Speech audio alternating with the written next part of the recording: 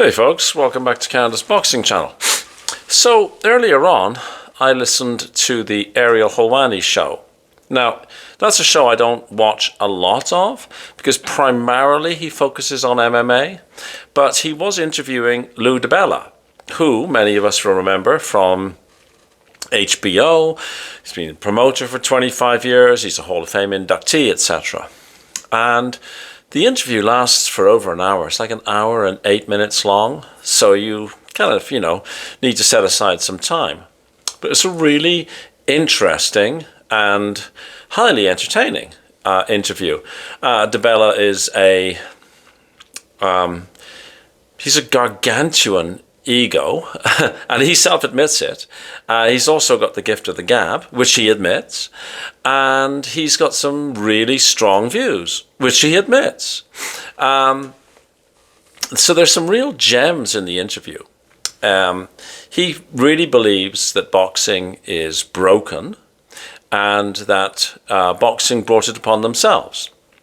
The inability of people to play nice together in the sandbox, these are my words of course, really has contributed to the fact that boxing is fragmented or balkanized or whatever sort of expression you'd like to use. And he was saying that he believes that Turki and the TKO folks and Dana, etc., are all smart people, that they all are also massively egotistical. He said actually that in order to be a promoter, you've got to have a monstrous ego. Like it's almost like a prerequisite. But he believes that the new Dana Turki organization, and he was keen actually to say that it wasn't going to be a league. He said like a self-contained promotional unit. He said that the word league, was almost being put down to a language barrier.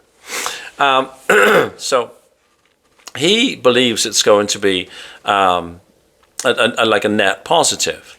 And he said that some of all of actually, the present structure is going to be broken down. He said the only way you can build boxing is to tear it down and build it up. And he said that Turki didn't want a shoeshine boys, I guess, when he was speaking about Eddie Hearn and Warren and Oscar and, the other promoters and whatnot.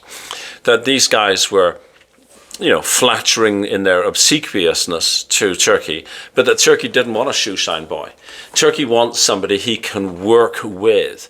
And he also felt that Turki was never going to hand over the structure of boxing to the Hearns and the Warrens and the Arams, etc. But that he was sort of, I suppose that he was sort of using them and always had an idea of doing something better. Many of us have talked about this before.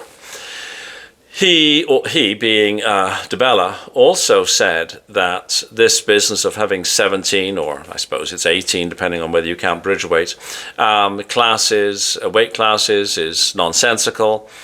He wasn't sort of suggesting you go back to the original 8, because you might lose some people who would sort of fall between the cracks, but he thought that there was some number, I guess, between 18 and 8, that made a lot of sense. He also thought that the 4-belt era and the plethora of belts, so 7 belts per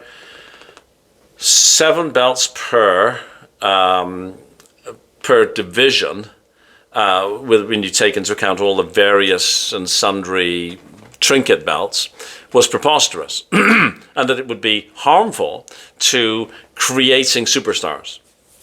He said a number of times that, world champions can walk down Times Square or Piccadilly Circus and be unrecognized. And that this was harmful to boxing. And again, much of what we've said on this channel, much of what I've said to the fellows that I spend time talking to on Porky's Corner, much of the comments that we read on this channel and on others, have said the same thing. That this plethora of belts, many of which are sort of meaningless, is harmful. People, don't know who champions are. And, excuse me, I've said many times, My mom knew who the heavyweight champion of the world was. My mom was not a sports fan. But, you know, it was one of those things everybody knew, right? And the boxing had sort of destroyed itself. He did think that not all of these sanctioning bodies would last, or they wouldn't last in their present form, that if you look forward a few years, there won't be the same promoters around. And he actually had a dig. It was quite strong language used. He had a dig at promoters like Warren, Hearn, Oscar, who had apparently said to him that he was a middleman some years ago. And he said on the Helwani show, you know, okay, motherfuckers, who's the middleman now? And using, you know, that one is one of his favorite cuss words. It's if you're going to watch it and your kids are around, possibly choose a different time to watch it, because there's quite a bit of strong language. But it was an interesting listen. Whether you agree with everything Mr. DiBella says or not, who knows, right? There was so much said that I'm not sure if I agree with everything I heard. But a lot of what I heard, I actually liked very much. So all to say, this isn't even a thumbnail sketch.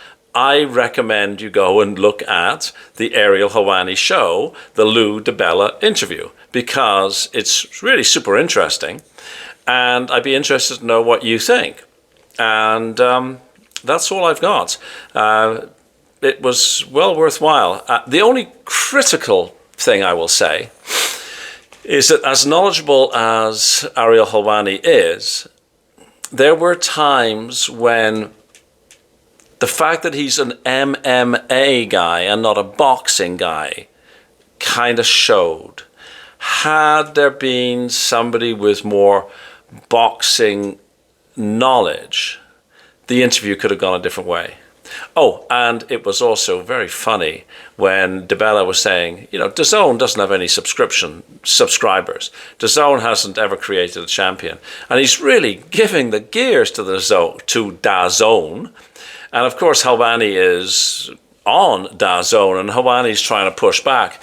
But it was kind of one-way traffic, because, again, he didn't have the depth of knowledge, or the gravitas, actually, to be able to tackle the charging rhino that was Lou DiBella. So DiBella's a very, very smart man. He's been in the business for 25 years, maybe more, and he came to not have a nice back and forward conversation. He came to sort of lay it all out there.